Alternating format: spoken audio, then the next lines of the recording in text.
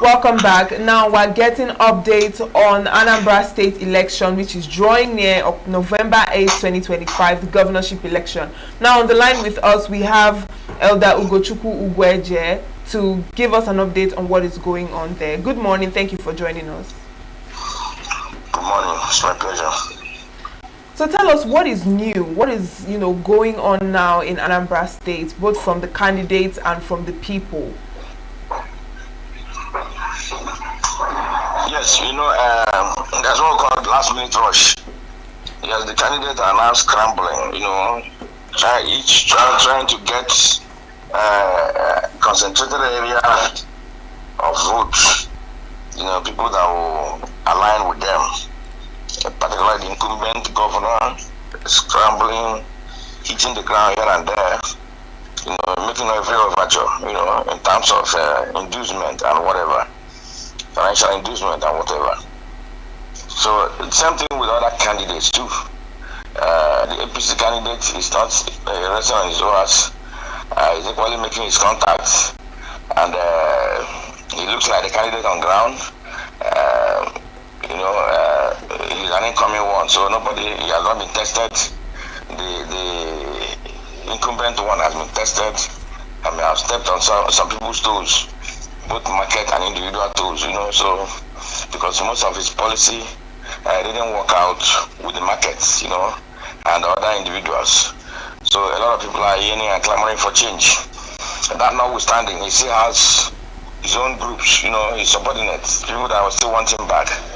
So other contestants too, like the Labour man, is still on his own side, making waves. And the ADC man, creating channels. So that has been the situation for now. Then the electorates are brainstorming, weighing the candidates, whom to vote for. But there's a new system they've introduced now. I don't know, this monetization of votes, which is ravaging everywhere now. So I don't know how well it will go down with the electorate or the system. But for now, the governors are working hard. They're not resting. The contestants are working hard. They're not resting. So that's the situation for now. Anambra is calm, trying to find out what will happen on the 8th of November. All right, Mr. Ogweje, now you mentioned that there is something going on about vote buying. And we're seeing on the newspapers this morning that Soludo's 1 million naira promise for voters to curb apathy, and this is from ABGA.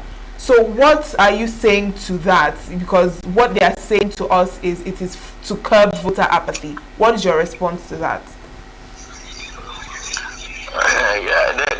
The voter apathy is the contestants or the candidates that cause it. If you are doing well, it's an encouragement for your people to vote you back. But if you have not done well, it's a discouragement for them not to come out, because they was, after all, the first one they did didn't yield any good fruit. So why they coming to encourage you again? That's the voter apathy. So the onus only rests on them to know whether they did well, as to begin to induce voters with 1 million naira or whatever. Because like you see what's happening in Abia State, they have already said there won't be election for the governor. The governor should go unopposed. The indigenous are saying anybody that will stand their way, that they will fight that person, that this governor, Alex Oti, must be returned.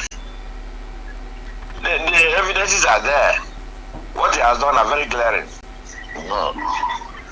So very conspicuously clear. Both small and old, they've seen them. So there's no need for argument or trying to pacify them with money.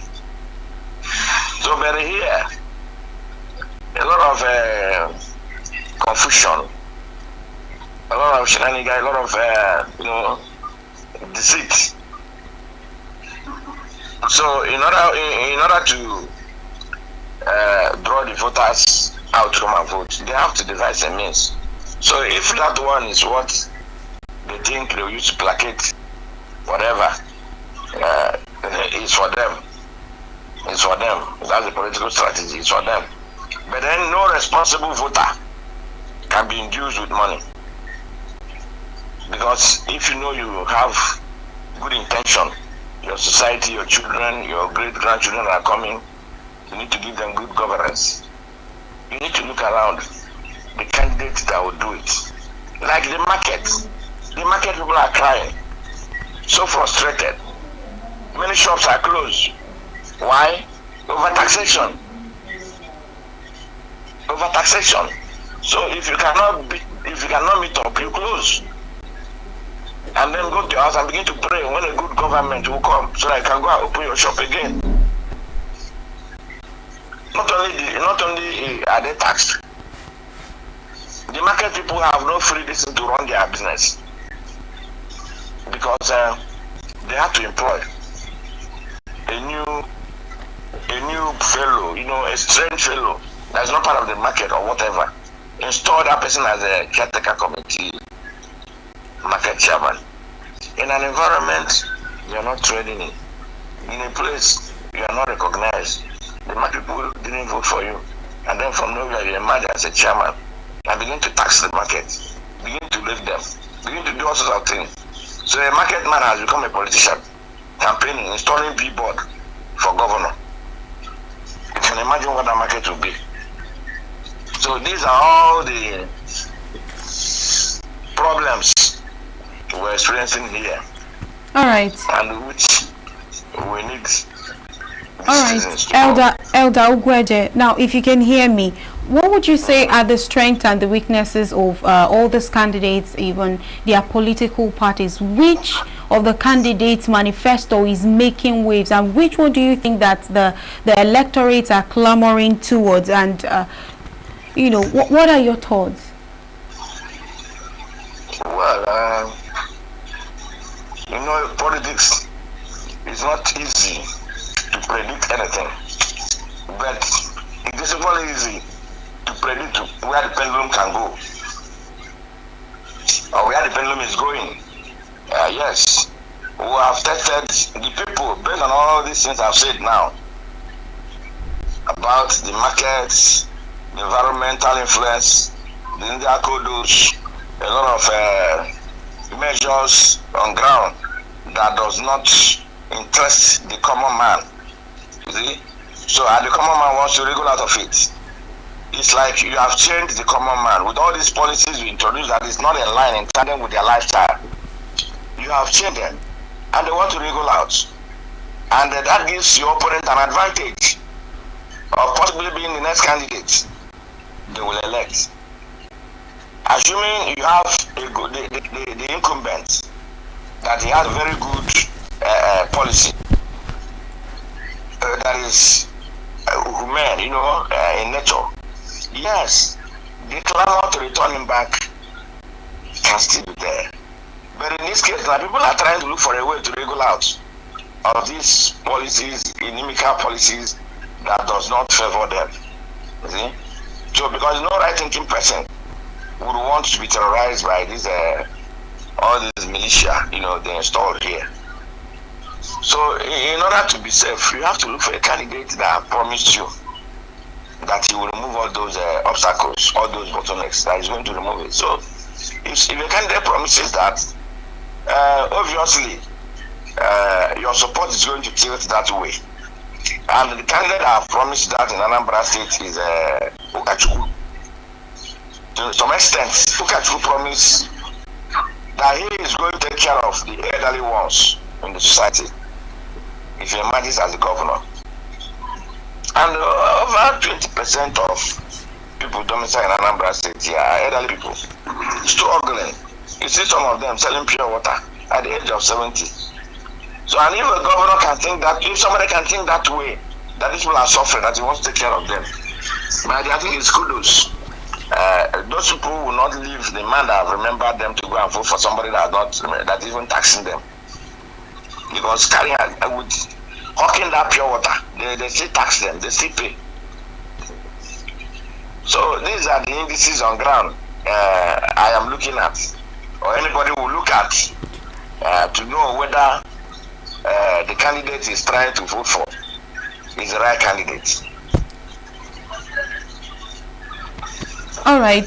Now, when you were speaking, you said that the indigents are saying that the governor should actually go unopposed, and some of them also said that they were ready to fight anybody that will come in between the elections, according to the citizens. So, with all of this that you have said, what do you think? How would you assess the security situation in Anambra State now, and come November 8th election? No, where I said I gave instance. I said like in Abia State. That's the instance I gave. I said in Abia State, the indigents are clamoring that their governor, who is SLTV, will go a second term unopposed because he has worked. He worked, and they saw what he did. So it's not a story. It's not on the page of newspaper. Neither is it talks on Channel TV. The evidences are there. These things he has done you can feel them, you can touch them, you can see them, you can walk on them. The roads are there, solid roads, done by Jilomeja. So here, I really don't know. Here, there's a problem. Most of the jobs done were not perfectly done. So they will still need repetition. So under that circumstance, one is still saying, if this first tenor is like that, how would the second tenor be? Well, that is the problem. We are all human beings. Because politics is the study of human behavior.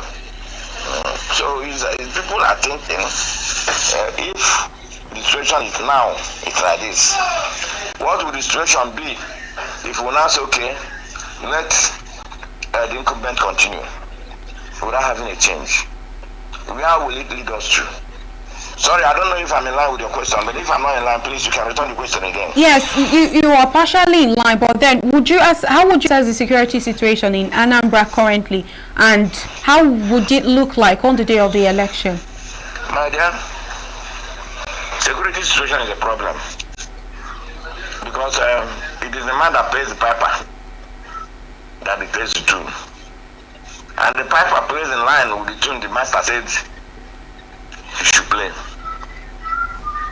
The governor recruited the militia to work in Anambra State. And obviously, you know now, the militia wouldn't stay there and allow the governor to lose the election. They have to do their bit. Doing their bit may cause damage. It may cause havoc. It may cause killing. Nobody can say. Because if they are overzealous, if they are anxious to get results, they may go extra miles to do that. And that will jeopardize the interests of the public. So, security-wise, everybody is conscious of security now. In terms of kidnapping and other things, yes, people are cautious. People don't move out anyhow. I wouldn't say the trend has subsided. No. But the electors are afraid that this people should be limited. There should be a limit. They can operate within that 8 the election is holding. They should not be seen around the polling units. Okay. They should not carry arms. They shouldn't come around pulling into arms. They should not interfere because they are electoral umpires. So it shouldn't be their responsibility. They should go to the bush and look for the kidnappers. While the politicians handle their issue, the policemen are there to attend to any matter that may impinge on the election. All right. A very big thank you to you, Elder Ugochukwu Ukweje. Thank you so much for giving us that update about the Anambra State gubernatorial election. Thank you very much. Thank you. And yes, we just spoke to a political analyst on the update on Anambra State gubernatorial election come November.